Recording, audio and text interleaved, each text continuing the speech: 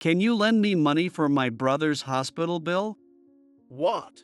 Are you kidding me? In the middle of the night, the doorbell rang loudly, and Nolan showed up at our house, soaked from the heavy rain. After hearing the situation, John raised his voice and hurled insults at him. Unforgivable. How could anyone treat my precious grandson like this? With John grabbing a baseball bat from his room, we headed off to confront a certain someone.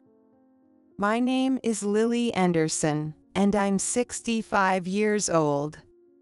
I'm a housewife who enjoys cafe hopping. My husband, John, is the owner of a construction company. Originally, we planned for our son, Scott, to take over the business, but during high school, he had such bad behavior that he was nowhere near fit to run the company.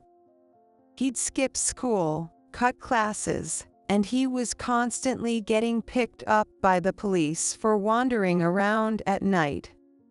Fed up with Scott's reckless attitude, John gave him a stern warning to find a job on his own.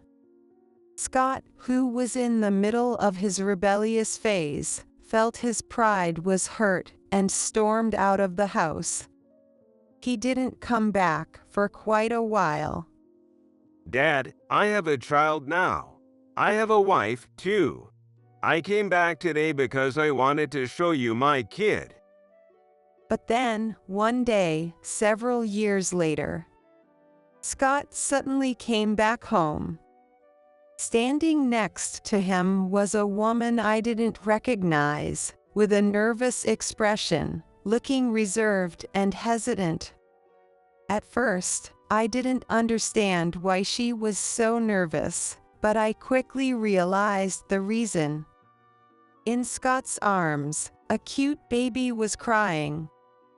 That baby was our first grandchild, Nolan. At the time, Scott was working as an office worker, and he met his wife at his job. He explained later that he had wanted to come back home many times, but couldn't find the right moment, and things ended up like this. Even though we had tried to contact him multiple times, he didn't respond because he felt it was his way of taking responsibility. I told Dad I didn't need his help when I left, so I thought I couldn't face him unless I had a proper job and was living a decent life. Scott muttered awkwardly, scratching the back of his head. His wife, standing beside him with her head hanging down, seemed to be feeling uneasy. I'm sorry things turned out this way. Scott followed suit and apologized for the late news. Seeing the two of them, John scratched the back of his head in distress and let out a deep sigh. It's been 6 years. Huh? Huh? It's been 6 years since you left. You've been doing your best on your own all this time. And you, miss, thank you for staying by this knucklehead's side. Having a grandchild is a wonderful thing, isn't it? So why don't you stop with the long faces? Lily, can you order something tasty for delivery? It's a special occasion after all. Let's relax and enjoy. I think John's face, as he said this with a smile, was the gentlest I'd ever seen. Seeing this, Scott and his wife, too, seemed relieved, and for the first time in a long while, our home was filled with laughter. After that, Scott started visiting us more often. Nolan grew up strong and healthy, and I thought these peaceful days would last forever. It was around that time.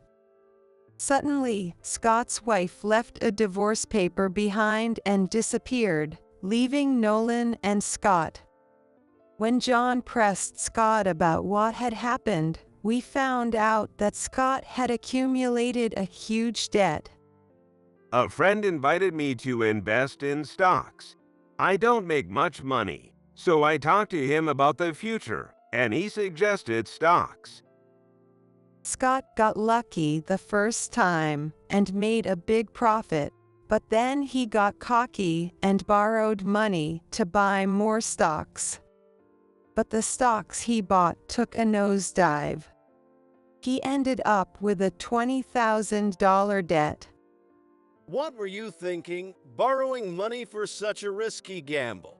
Don't you have any sense of responsibility as a parent? You have something you need to protect. I had no choice. With an annual income of around $30,000, I needed money to support my family. I was struggling in my own way.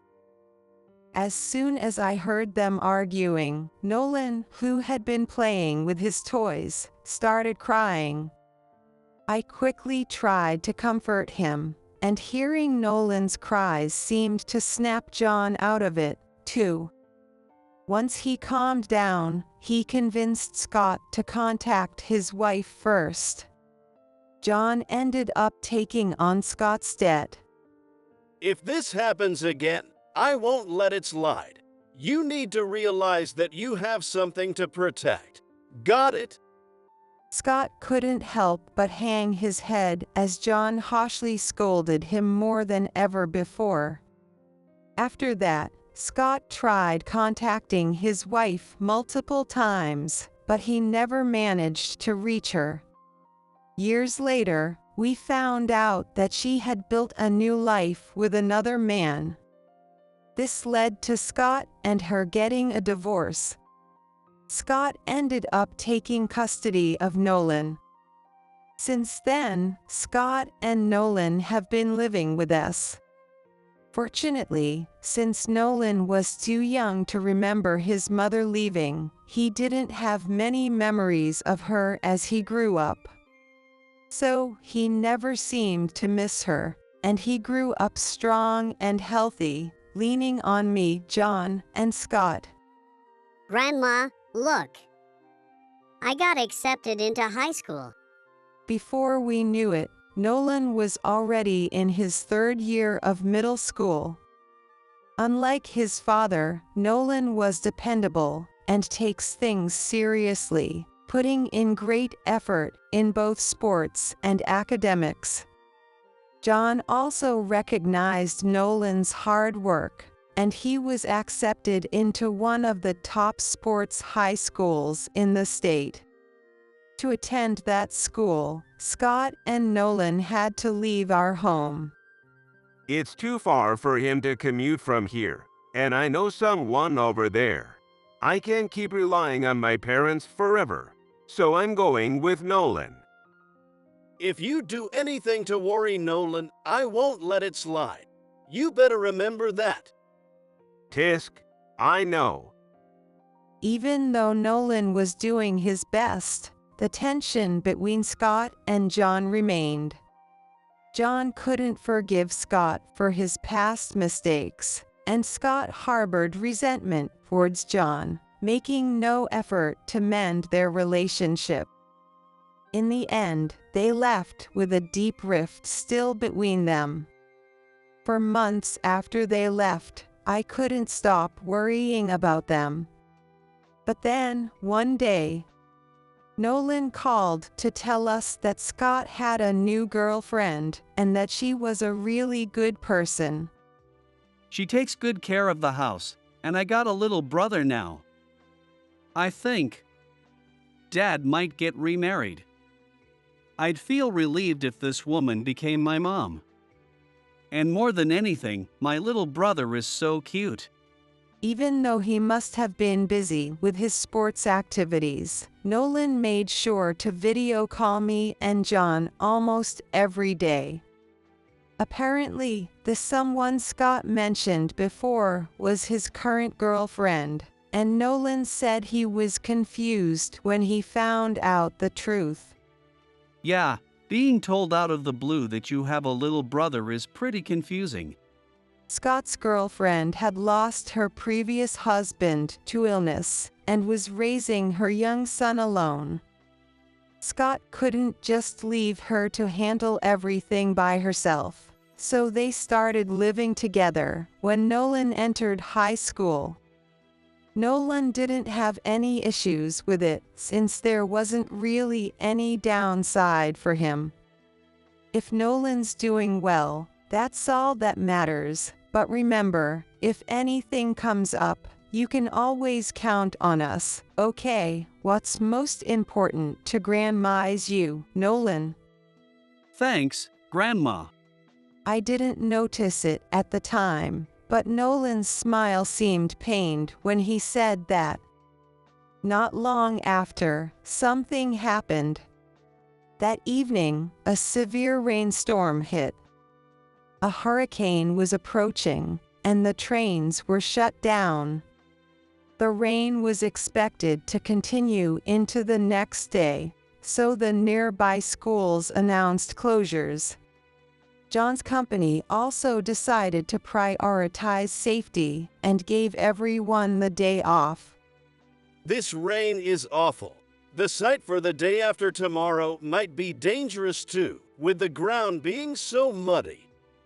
Since the end of the year is coming up, I wanted to do some cleaning. I also need to go shopping. Oh, is it okay if we have pasta for lunch this weekend? Even though we finally had some time to relax together, the heavy rain left us with nothing to do. With nothing else to do, John and I spent the time in the living room, watching our usual programs on TV. Before we knew it, we both dozed off, and when we woke up, it was the middle of the night. The doorbell rang. Ha! Who could it be at this hour? Seems like someone's here, but in the middle of the night. Groggy, I looked at the clock, which showed 1 a.m. Who in the world would ring the doorbell at this time? John frowned, his expression darkening, as he headed toward the front door in annoyance. Yes. Who is it at this? Nolan! What? The moment John opened the door, his loud voice echoed through the house. Hearing Nolan's name, I hurried to the front door, too. There, I saw Nolan, drenched from head to toe, standing in the doorway with his little brother in a raincoat. Grandpa. Grandma, please, help my brother, save him. As soon as he said those words, Nolan collapsed from exhaustion and relief, and John quickly carried him inside. I grabbed the baby strapped to Nolan's back and hurriedly removed his wet clothes, warming his body with a dry towel. The baby seemed to have a fever and was breathing a bit heavily. Sensing something serious, I immediately contacted a pediatrician friend, who rushed over to our house. Meanwhile, John was taking care of Nolan in the living room, drying him off and putting him in some fresh clothes. Luckily, Nolan was just worn out from fatigue and relief. He had no injuries or other health issues. It's just a cold. Babies usually have higher body temperatures than adults, so there's no need to worry as long as he rests today. Hearing the pediatrician's words, both John and I let out a sigh of relief. After seeing the doctor off at the door, I went back to check on Nolan, who had just woken up and was sitting up. "You're awake. What happened?" Grandma, how's my brother? Where is he? As soon as he regained consciousness, Nolan was more concerned about his brother than himself. To reassure him, I gave him a gentle smile. "Don't worry, we warmed him up right away, and he's fine now." But he's got a fever. We need to take him to the hospital right away. Where's Grandpa? Right at that moment, John entered the living room, and Nolan immediately knelt down and started pleading. Grandpa, please. My brother's really sick. Dad and his girlfriend are out drinking, and I can't reach them. You're the only ones I can turn to. Please lend me money for my brother's hospital bill. I promise I'll pay you back with my next paycheck. Paycheck? What's that supposed to mean? John frowned at Nolan's cryptic words. And when we heard the full story, we were in for a shock. Ever since we left your place, I was attending the high school I got into at first. But one day, Dad suddenly changed. It turns out that Scott had met his girlfriend at a bar, and influenced by her love for gambling, he quit his job. Now, he was making a living through gambling, playing things like slot machines and poker, and was rarely home. At first, she was okay, but once Dad got hooked on gambling, she dumped all the responsibility for my brother and the house on me, even expecting me to cover the household expenses. Nolan tried to talk to the school about the situation, but Scott prevented him from doing so. Scott started going to her bar, and even got involved with some shady people.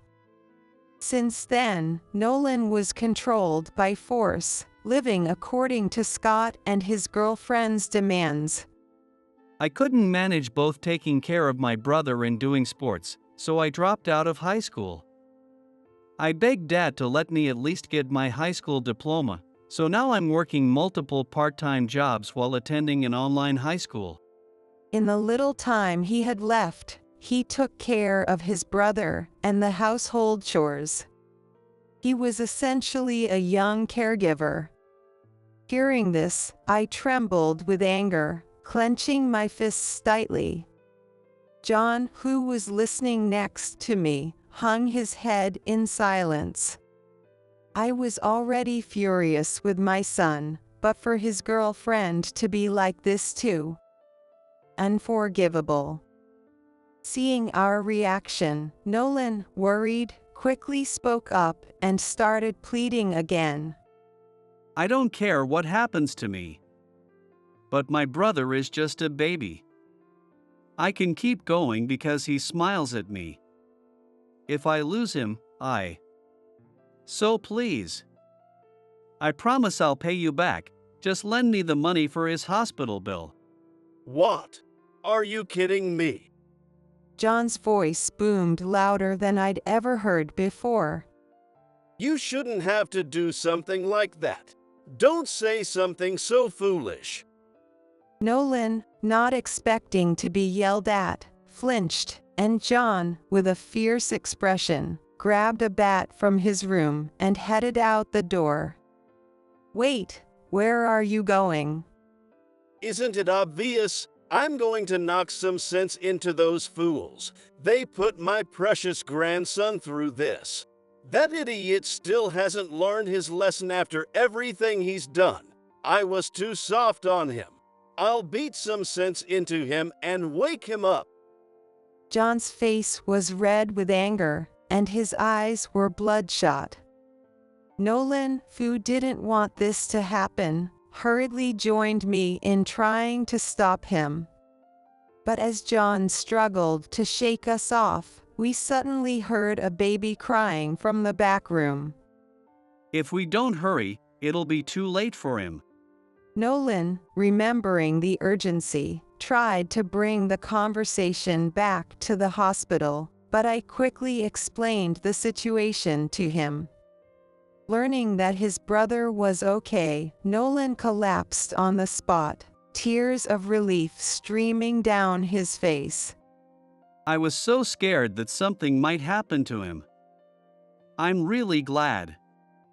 I'm so glad he's okay.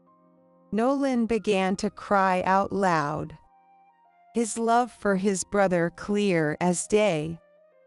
Thanks to Nolan's emotions and the baby's cries, John calmed down, and we all returned to the living room.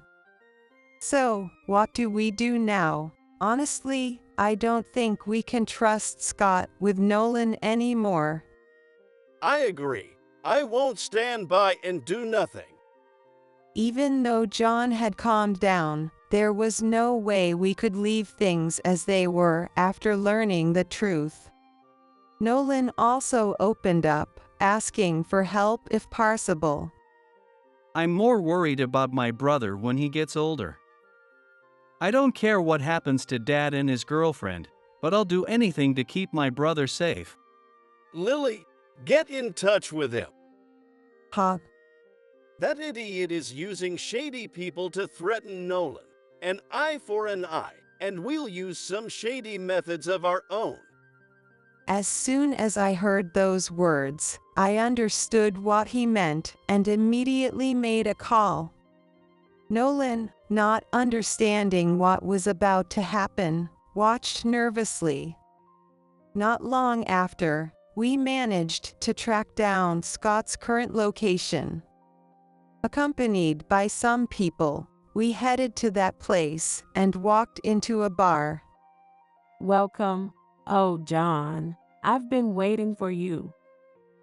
As soon as we entered, a woman who seemed to be named Miranda, working behind the counter, brightened up at the sight of John and quickly came over to greet us.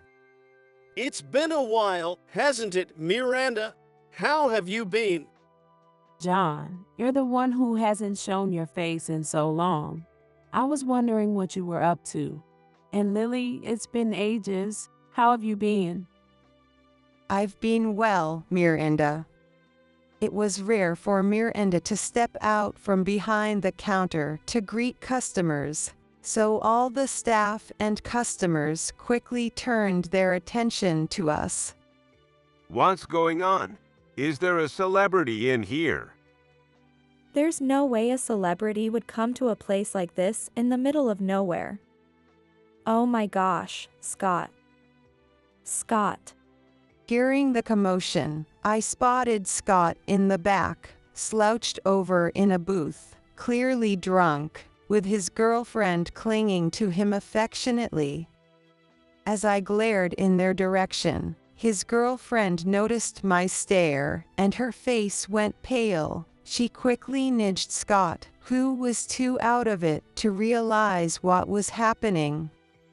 Miranda, I'm sorry to trouble you, but could you take care of the matter we discussed on the phone? Of course, John. Anything for you. All right, everyone, let's do this. With Scott and his girlfriend in a panic, Miranda gave the signal to the staff and customers who had been briefed beforehand. The customers nodded, and one of them discreetly pointed their phone camera in our direction from a seat out of Scott's view. Dad, and Mom too. What are you doing here? What do you mean? What are we doing here? Do you even realize what you're doing? Yikes. Scott, finally noticing us at his girlfriend's urging, froze as he saw our faces, his drunken haze dissipating in an instant. His face turned pale. As he realized we had shown up unexpectedly, and the shock left them visibly shaken. As John yelled at them with a furious expression, Scott let out a pitiful cry. Next to him, his girlfriend, Rachel, looked terrified, trembling as she stared at us. Does this look like the behavior of someone working a respectable job? What did you tell me when you left? Wasn't it that you wouldn't be a burden to Nolan? So that brat ratted me out to you too. John's words must have triggered something in Scott's mind, and he realized that Nolan had come to us for help. Glancing around, he spotted Nolan holding his brother near the entrance. Scott stood up, grabbing an empty bottle, his eyes filled with rage. Nolan, you snitched on me to Dad and Mom. As Scott hurled the empty bottle toward Nolan, a man suddenly grabbed Scott's arm, snatching the bottle away. The man then twisted Scott's arm behind his back, preventing him from struggling. Caught off guard and restrained, Scott began to thrash around in panic. What the hell are you doing, old geezer? Let me go. Oh, you've got a pretty big mouth for a kid who's been getting help from our guys, don't you? Huh? As the man continued to restrain Scott, he spoke with an air of confidence. Scott, baffled by the man's words, looked at him in confusion, only to see a group of rough-looking men, clearly thugs, storm into the bar from the entrance. Hey, you guys. What are you doing here? Did you come to save me? These were the thugs Scott had been associating with, and he must have thought they had come to rescue him. Scott's eyes lit up for a moment, but the men burst into laughter, mocking him. One of the men, clearly the leader, walked up to Scott, lightly slapping his face as he revealed a shocking truth. What are you talking about, you idiot? It's the opposite. We've heard you've been causing a lot of trouble for the Great John's grandson. The Great John. The moment Scott and Rachel heard those words, they turned to look at John in shock. I got a call from Miranda. I was surprised when I heard what you'd been up to. You've been using our names to threaten your own son, huh? How do you plan on making up for using someone else's name to do dirty work, huh? Scott, now surrounded by several men, was released from the old man's grip, but there was no way for him to escape. The rough-looking men encircled Scott and Rachel, making sure they couldn't get away. While the other customers and staff were all buzzing with excitement. Is this really John's son? He seems a lot more spineless than you were at his age. Don't rub it in. I'm just as disappointed to have raised such a pathetic son. You know, Lily would have been better off marrying me. It's tough enough dealing with this idiot. And now she's stuck with this fool of a son too. If you ever change your mind about who you want to be with, just let me know. I'm always ready to welcome you. The old man, David, laughed heartily. As David and John exchanged words, Scott, completely bewildered by the situation, started to panic and muttered in confusion. What? What the hell is going on here? Who is this old man? And why do these guys know you too? Who the hell are you? Scott, overwhelmed, bombarded them with questions. David, with a smirk, finally revealed his identity. I'm the father figure to these guys you've been hanging around with. In other words, he's our boss. What? The shocking revelation left Scott wide-eyed in disbelief.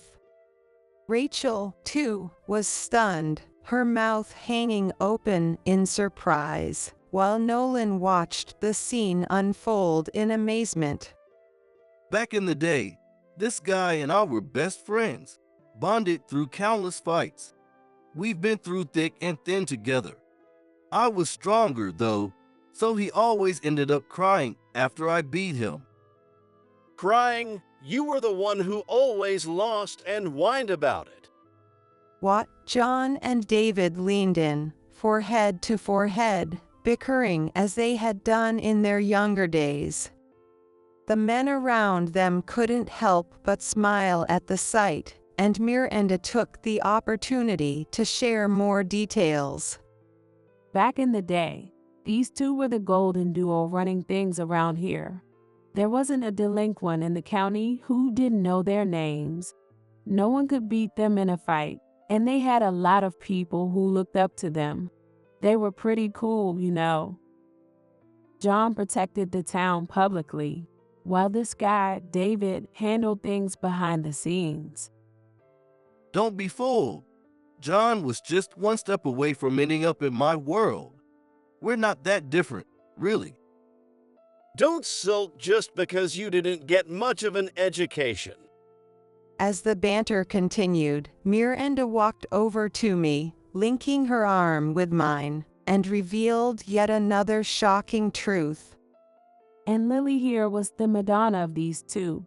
She was famous all over town for her beauty and brains.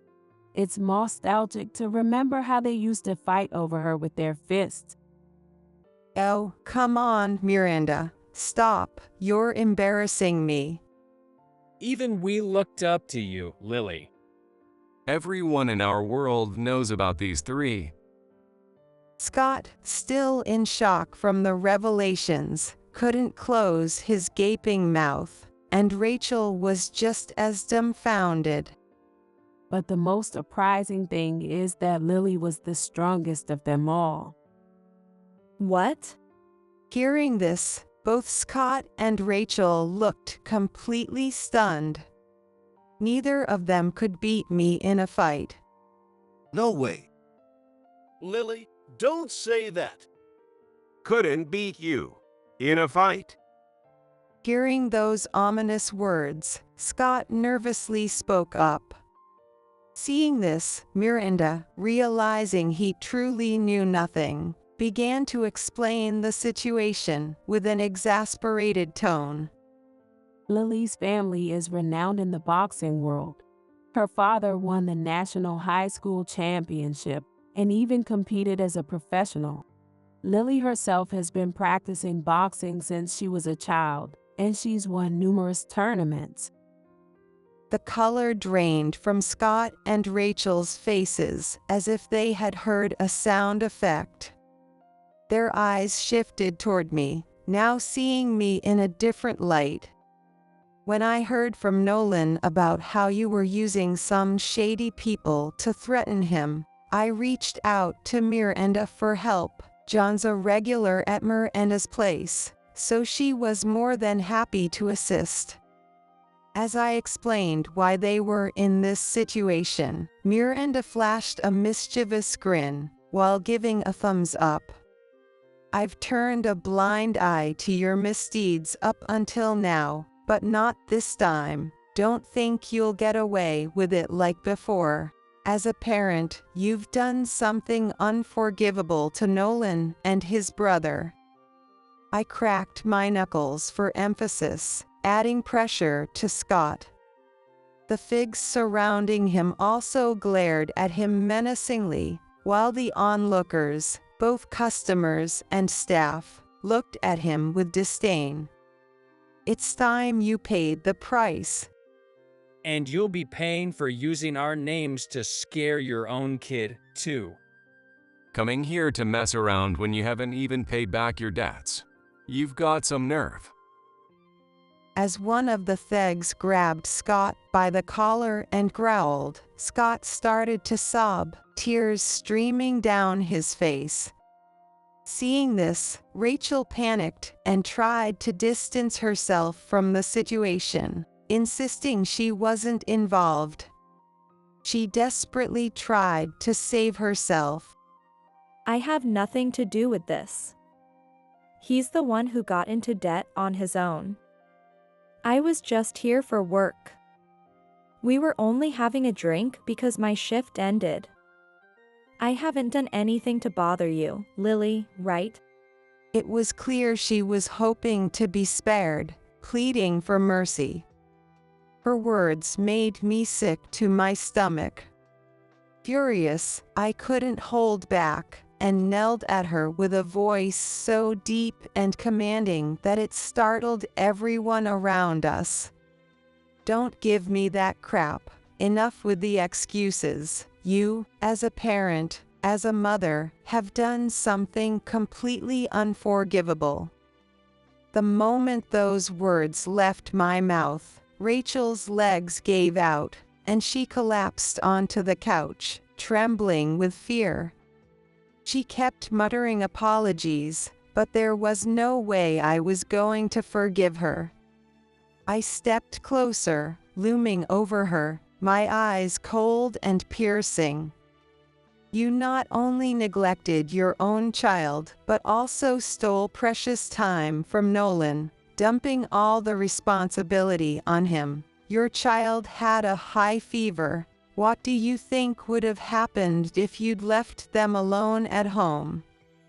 It could have been something you couldn't have undone. Do you even understand the responsibility you bear as a parent for abandoning your child? But... And you, too, Scott. Huh? Rachel was speechless, biting her lip in frustration, unable to argue against the harsh truth. Then I turned my anger on Scott, who had let his guard down. As a parent, you dumped child care duties on your own child while you indulged in your own pleasures. Don't you feel any shame? What you did is something that will never be forgiven. You stole Nolan's precious teenage years, and you won't get away with it.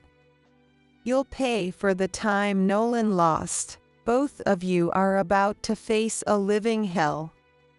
As soon as I said that, the Figs restrained Scott and Rachel, dragging them out of the bar. What are you doing? Let go of me. Don't touch me. Damn it. Nolan. Scott and Rachel struggled desperately to break free. But there was no way they could overpower the strong men holding them. As they were dragged closer to the entrance where Nolan was standing, Scott started pleading with him for forgiveness. Nolan, please help me. I was wrong. From now on, I'll take care of you and the baby. I won't make you suffer anymore. So please, I'm begging you. Help me. Yes, Nolan, please. We were wrong. We'll change, I promise. Please help us. If this keeps up, I won't be able to see the baby again. The moment Nolan heard those words, he flinched and told the Figs to wait. Respecting Nolan's wishes, I signaled the Figs to stop. Nolan, who had been avoiding eye contact, slowly lifted his head. You said you didn't want to lose the chance to see the baby and begged me to help you, right? Yes, that's right. From now on, I'll take care of both you and our son. So please, help us. Then why didn't you help me when I asked for it? What? Nolan's voice cut through Rachel's desperate pleas, his eyes now filled with anger and resentment as he looked at her. When I was sick with a fever and couldn't take care of him, I asked you for help, didn't I? What did you say then? You told me, it's your fault for not taking care of yourself, and then you went to the casino with Dad, didn't you? That's... Rachel stammered, unable to find the words to respond. Nolan continued, his voice cold and sharp. And Dad, when I begged you to let me keep playing baseball because I didn't want to quit, what did you do? You put your foot on my head and laughed, didn't you? You said, with your skills, you'll never be a regular. Give up and start working. Forget high school, get a job instead, and crushed my dreams, didn't you? No, that's not it. We were really struggling financially. Then why? Nolan shouted, cutting off their pathetic excuses, while holding his brother close, covering his ears so he wouldn't hear the anger in Nolan's voice. Tears of frustration streamed down Nolan's face as he glared at them with a mix of sorrow and rage. You never once worked yourself to the bone for us. Why did you always take the easy way out? When Mom left, when you got into debt, you didn't even try to change. It's because you never had any intention of changing, isn't it? Why should I believe a word you say now? And you too. Nolan's anger, suppressed for so long, erupted as he turned to Rachel. You say you don't want to lose your precious son? After ignoring him all this time, what kind of nonsense are you spouting? When was the last time you changed his diaper? When did you comfort him when he cried at night, bathe him, or cook for him? When? I had to beg my boss to let me take him to work with me, and I've been taking care of him around the clock so you could do whatever you wanted. Don't ever say you want to see your son again. You're not even parents, you're just worthless trash. Don't ever show your faces to me or my brother again. The harsh words from the usually gentle Nolan left them both stunned. A moment ago, they had been struggling violently, but now, in shock, they fell silent and stopped resisting. Seeing their reaction, Nolan seemed to come back to himself, lowering his head as he struggled to hold back tears. I quickly stepped in, shielding Nolan from their view, making sure they couldn't see his face. Then, to drive the final nail in the coffin, I delivered one last blow on Nolan's behalf. Everything happening right now is the result of all the wrongs you've done. It's time for you to face the consequences of your actions. You'll never be able to come near us again. Regret it in the deepest pits of hell. At my signal, the Figs took them away to their hideout, and we never saw them again. This is how we succeeded in protecting Nolan. Since then, Scott and Rachel have been living through a hell on earth under David's control.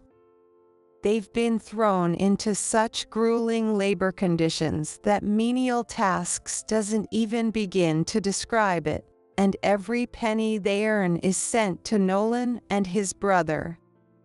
I've heard they cry and beg for forgiveness every day, but there's no way David would ever allow such whining in his presence. They even tried to escape, but were caught almost immediately, and now they are forced to work themselves to the bone in the harshest conditions underground. When Nolan heard about their situation, he showed no intention of forgiving them, and even said he wouldn't mind if they were put in an even worse environment. Apparently, David found that very amusing. Since then, Nolan and his brother have been living with us. There was an attempt by his girlfriend's family to take the baby back, but Nolan pleaded desperately. Because of him, I was able to endure everything Dad put me through. Even though we're not blood related, I've raised him as my real brother. Please, let us live together. To support Nolan's plea, I showed his girlfriend's parents the footage from that day, which a customer had recorded. Seeing the video, they finally understood. Thank you for being so protective of our grandson. They placed their trust in Nolan and us, on the condition that they could see their grandson a few times a month. Nolan now lives happily with his brother at our place. I wanted Nolan to continue playing the baseball he loved, so I negotiated with a local amateur team, and now he's back to playing baseball. He successfully earned his high school diploma and is currently balancing baseball and work at the same company. His younger brother has also started going to daycare and is growing up healthy and strong. When I start earning my own money, Grandpa, you can retire and relax. Don't be ridiculous. You're not off the hook yet. I'll take you to a great steak restaurant so you can still lean on me for a while. Seeing John laughing like that, I couldn't help but smile too.